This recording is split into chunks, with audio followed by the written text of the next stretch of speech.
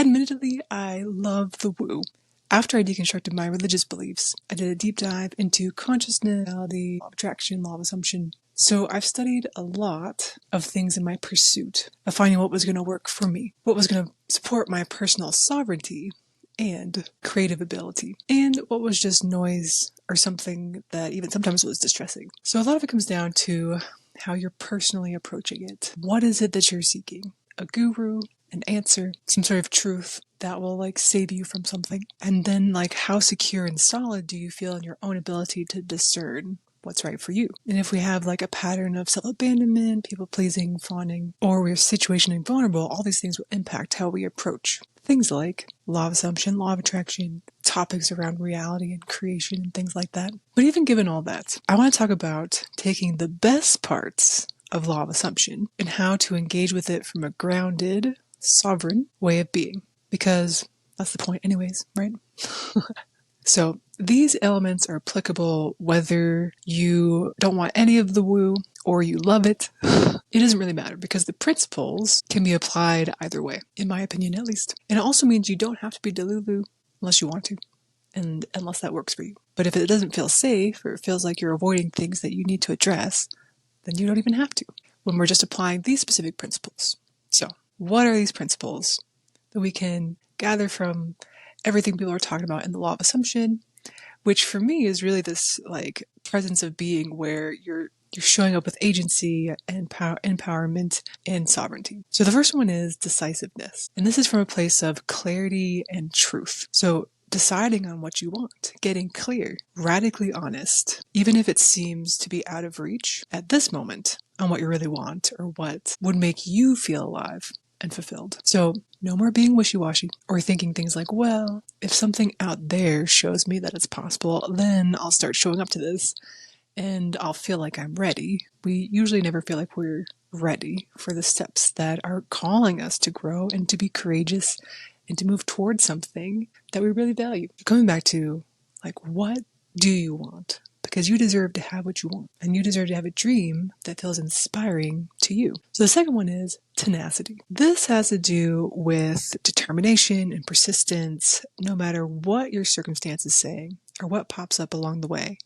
Tenacity is this powerful energy that sees you through, helps you get creative when there's a seeming obstacle, and helps you get back up if you fall. Tenacity doesn't mean you'll never want to quit or have low moments, but it has this sort of springboard effect of those times when you have to say well, that sucked, but I'm moving forward anyways. So tenacity is a really, really powerful principle when we allow ourselves to access our never giving up-ness. And then we have normalization. Normalize your desires as something that you get to have just because you want them. It helps to break down in our mind what we think is out of our reach, which means we'll never really try, to what we get to see as a possibility, and then a reality. Many folks have said that they had to see themselves as the thing before they got there. Even Lady Gaga said, I used to walk down the street like I was a fucking star. She also said, I self-proclaimed my own fame and own importance in music without waiting for someone to hand it to me.